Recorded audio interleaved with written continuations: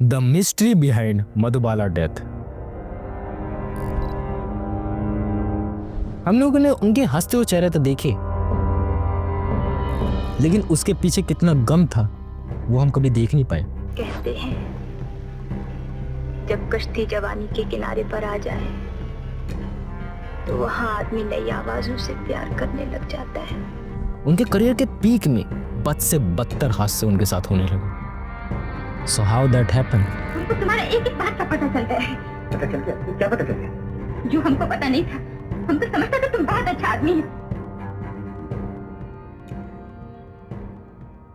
मुमताज जहान बेगम देलवी, जिनका जन्म 14 फरवरी 1933 में हुआ, जिन्होंने हिंदी सिनेमा में बहुत बड़ा अपना कंट्रीब्यूशन दिया और 1950s के टाइम में ये हाईएस्ट पेड एक्ट्रेसेस रह चुकी हैं। और मधुबाला ने 70 से ज्यादा हिंदी फिल्मों में काम कर रखा है एंड डिफरेंट तरीके के उन्होंने रोल निभाए। और उनकी ब्यूटी की बात लेकर चलिए ना, जो अभी तक बहुत ज्यादा मशहूर है कि ब्रो ब्लैक एंड व्हाइट फिल्मों में भी वो बहुत ज्यादा खूबसूरत दिखती थी। लेकिन उस टाइम पे उनकी खूबसूरती के लोग दीवाना हुआ करते थे। लेकिन शुरुआत से बात लेके चले, मधुबाला जब पैदा हुई थी तब उनका घर परिवार कुछ ज्यादा अच्छा नहीं था। बात लेके चले, उनकी फाइनेंशियल सिचुएशन बहुत ज्यादा अच्छी नहीं थी। वो जो भी थोड़ी बहुत चीजें सीखती थी एज ए स्टार्टिंग फेज में, वो टीवी के थ्रू सीखती थी एंड अपनी मम्मी के सामने परफॉर्म करती थी, चाहे वो गाना गाना हो या फिर डांस करना हो। एंड धीरे धीरे करके उनका पैशन बढ़ा कि वो इस फील्ड में आगे जाएं। बट उनका शुरुआती से मन नहीं था क्योंकि उनके पापा बहुत ज़्यादा स्ट्रिक्ट थे। उनके पापा कभी चाहते नहीं थे कि वो फिल्म इंडस्ट्री में जाएं। लेकिन 1940s में मधुबाला के पापा के साथ कुछ ऐसा हादसा हुआ कि उनकी जॉब हाथ से चली गई एंड उनके पास सिर्फ एक ही ऑप्शन था कि वो मधुबाला को फिल्म इंडस्ट्री में या फिर एंटरटेनमेंट इंडस्ट्री में भेजे ताकि वो अपना घर खर्च ढंग से चला पाए, क्योंकि उस टाइम पे उनके पास और कोई ऑप्शंस नहीं थे। उनके पास कोई स्किल सेट उस टाइम पे नहीं था।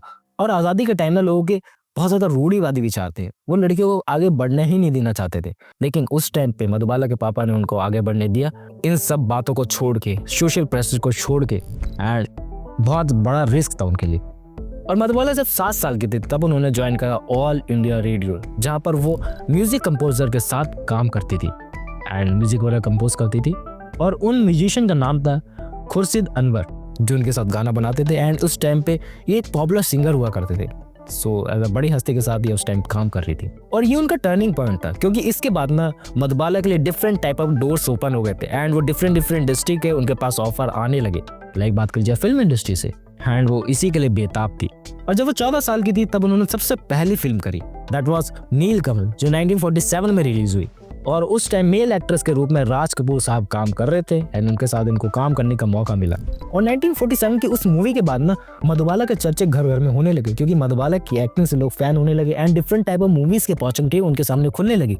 बात करी जाए महल मूवी की, और उनके सॉन्ग की वजह से आएगा अनवेला, ये सॉन्ग भी घर घर में बजने लगे, जिस वजह से मधुबाला और ज्यादा फेमस होने लगी एंड ओवरनाइट सक्सेस कह सकते हैं उनको मिलने लगी। लेकिन इस सक्सेस पाने के लिए उनको 3 से 4 साल का वेट करना पड़ा। और उनकी कुछ नोटेबल फिल्म्स उस टाइम पे निकली जिनको हम लोग अभी तक याद रखते हैं। बात करी जाए अमर की, नेक्स्ट इज मुगले आजम, जहाँ पर इन्होंने अनारकली का रोल निभाया था opposite of Dilip Kumar. Next is चलती का नाम गाड़ी, जहाँ पर कॉमेडी मूवी करी थी किशोर कुमार के साथ। नेक्स्ट इज बरसात की रात। नेक्स्ट इनके लाइफ के एक अलग चैप्टर की शुरुआत होती है, दैट वाज लव। ये प्रेमनाथ के प्यार में पड़ गई थी और इनकी जो रिलेशनशिप थी ना वो 6 महीने से ज्यादा चल नहीं पाई एंड बात शादी तक पहुंच चुकी थी। लेकिन इनका ब्रेकअप हो गया बिकॉज दोनों सेम कास्ट से नहीं आते थे, इस वजह से इनकी शादी नहीं हो पाई एंड उस टाइम पे कास्टिज्म बहुत ज्यादा जोरों शोरों से था। नेक्स्ट इनकी लव की शुरुआत होती है, दैट वाज दिलीप कुमार, जो आई थिंक मोस्टली लोगों को पता होगा कि दिलीप कुमार के साथ इनकी बॉन्डिंग कितनी ज़्यादा फैंटास्टिक गई एंड ऑलमोस्ट इन्होंने 9 साल साथ में काम किया ढंग से। लेकिन ये 9 साल की रिलेशनशिप आके टूटी कैसे? कुछ तो गड़बड़े बैक एंड में हुई थी। हाँ, बहुत बड़ी गड़बड़े बैक एंड में हुई थी।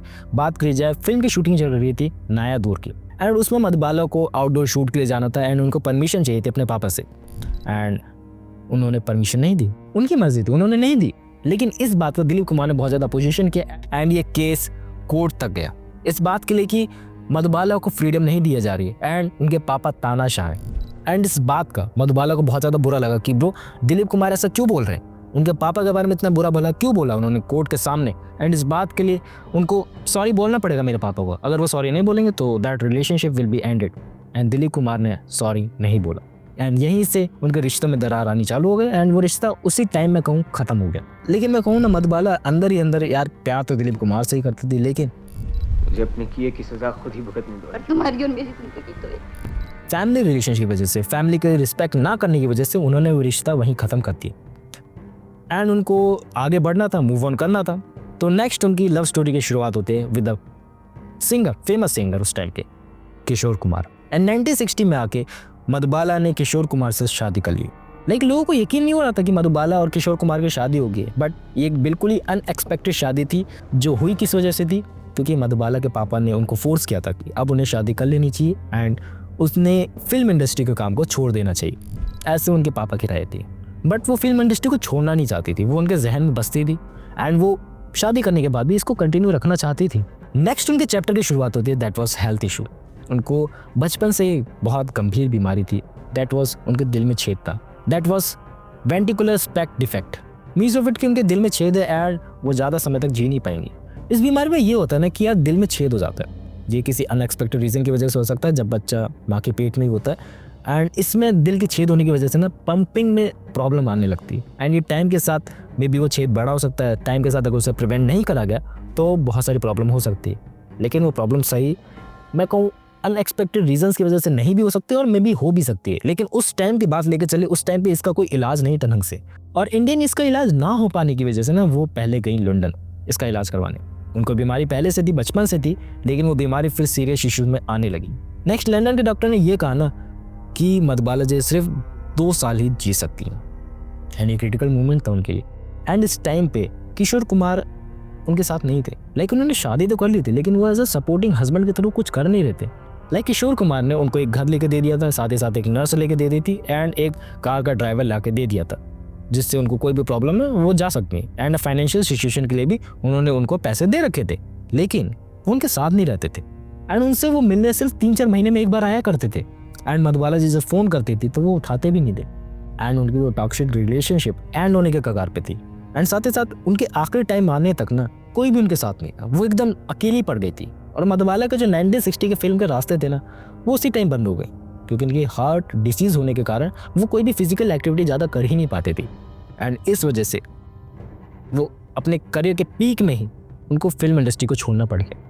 और उस टाइम में वो अपना गम भुलाने के लिए डिफरेंट एक्टिविटीज़ तो कर नहीं सकती थी, तो वो अपनी हॉबी पे ज़्यादा ध्यान दे रही थी। लाइक उनको स्केचिंग करना बहुत ज़्यादा पसंद था, सो स्केचिंग करनी थी अपने लास्ट टाइम पे, और थोड़ी बहुत पेंटिंग वगैरह कर लेती थी। और 23 फरवरी 1969 में अपने 36th बर्थडे मनाने के बाद वो हमारे बीच नहीं रही। और मधुबाला की डेथ से ना बहुत ज़्यादा अंदर से गट फीलिंग आती कि वाई दैट हैपन।